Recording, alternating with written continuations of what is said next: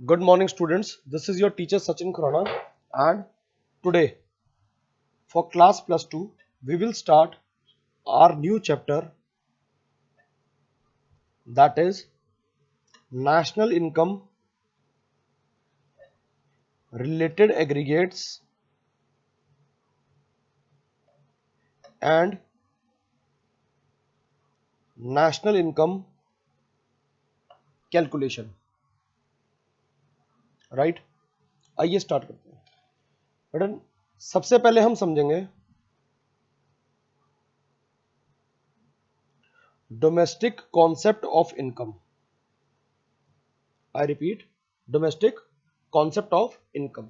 हम जब यहां पे इनकम की बात कर रहे हैं तो that would be factor income, that is in the form of rent, interest, wages, profit and even dividend। Clear है जी? तो हम कहते हैं which is generated by the normal residents। I repeat, which is generated by the normal residents or non-residents or non-residents, but within the domestic territory of a country। Domestic territory of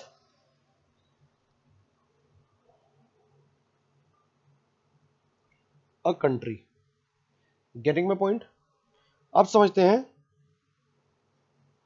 national concept of income.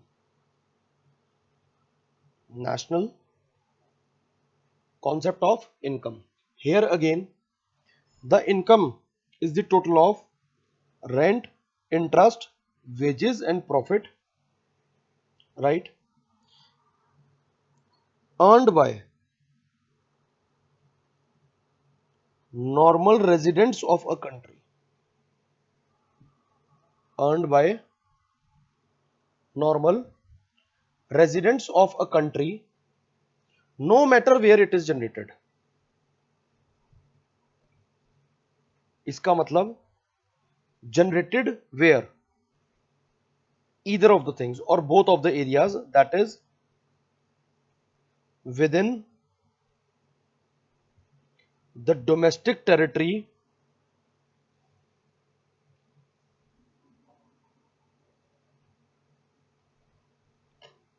or outside the domestic territory.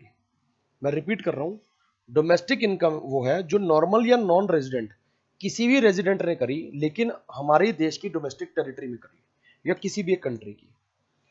National का concept है जो income generate तो हुई normal residents के through लेकिन within the domestic territory और outside the domestic territory.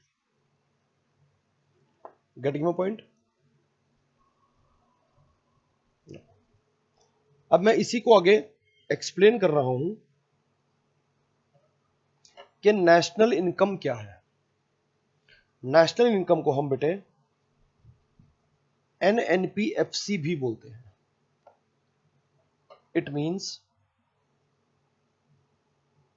Net national product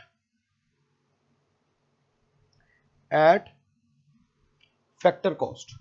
I repeat, net national product at factor cost.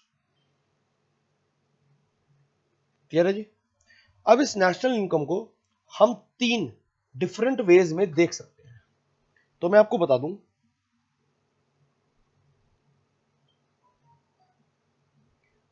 जब बात करते हैं हम सर्कुलर फ्लो ऑफ इनकम की तो इसके अंदर हमारे पास तीन फेजेस होते हैं। The very first is production phase, the other one is income phase and the third one is expenditure phase. मैं रिपीट कर रहा हूं, production phase, income phase and expenditure phase. तो यही से हमारे पास 3 methods of calculation of national income आते हैं। तो हमारे पास 3 methods of calculating national income. तो पहला बन जाता है हमारा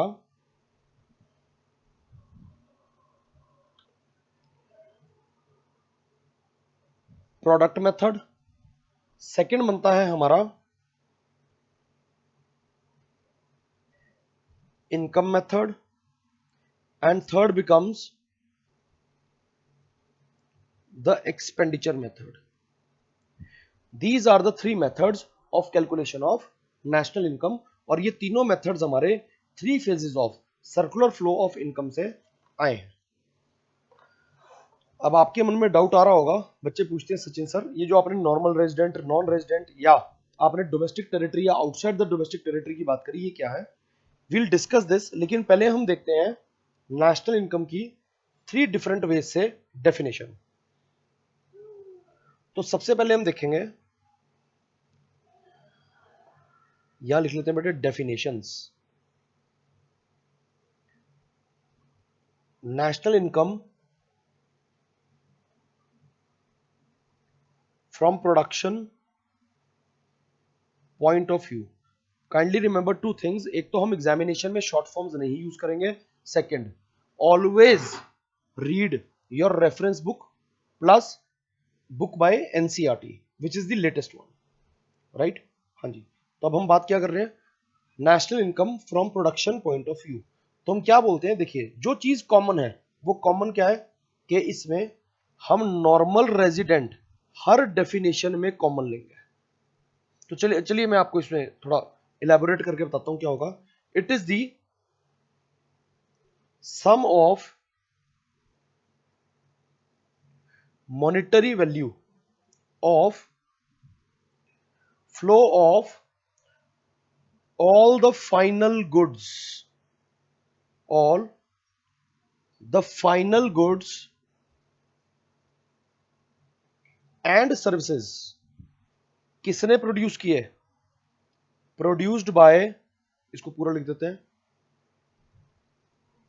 नॉर्मल रेजिडेंट्स। कब? In an accounting period. It means जितने भी final goods and services produce हुए उनका सम टोटल जो है मॉनेटरी वैल्यू का, उसको हम काउंट करते हैं, ऐड करते हैं, जो कि नॉर्मल रेजिडेंट्स ने प्रोड्यूस किए एक अकाउंटिंग ईयर में। अब देखिए मैं नेशनल कॉन्सेप्ट की बात कर रहा हूं, तो it can be generated within the domestic country और outside the domestic country, there is no difference, both will be added. Clear है जी? नेक्स्ट कम्स नेशनल इनकम की हम डेफिनेशन जो पढ़ने वाले हैं, from income point of view. ये बेटा जो हमने पीछे पढ़ा है ये है from income point of view. आइए मैं आपको लिखवा देता हूं,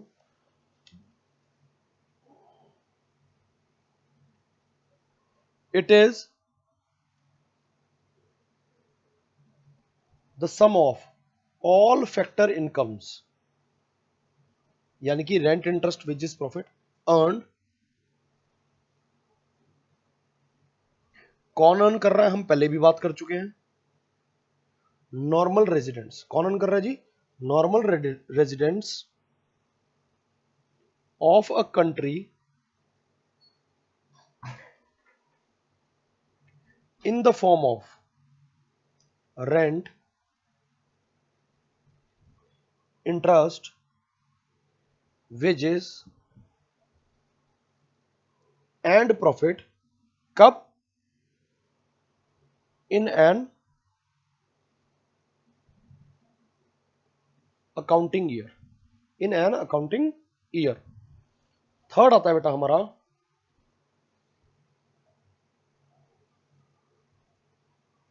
नेशनल इनकम फ्रॉम एक्सपेंडिचर। अब एक्सपेंडिचर का मतलब यहां पे क्या है, डिस्पोजल या डिस्पोजिशन ऑफ नेशनल इनकम, यानी कि national income from expenditure point of view. Clear है जी? लिखिए जी, it is the net output of what goods and services, और हम बोलेंगे commodities and services flowing during the year. हमने पहले दो डेफिनेशंस में पढ़ा, इन एन अकाउंटिंग ईयर, ठीक है जी, ड्यूरिंग अ ईयर, कहां से, from the countries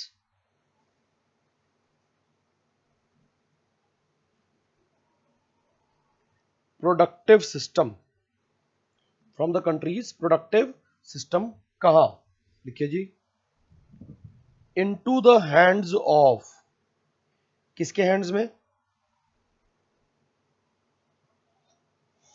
into the hands of ultimate consumers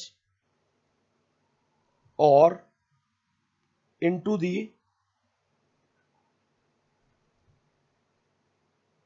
net addition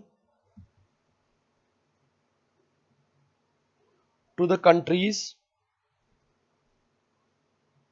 capital goods.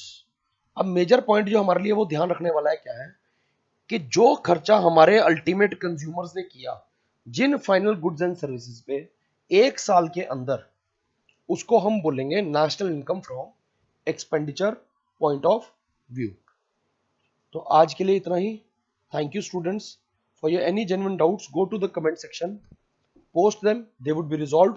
Like our videos, subscribe our channel, press the bell icon and get regular new videos. Thank you.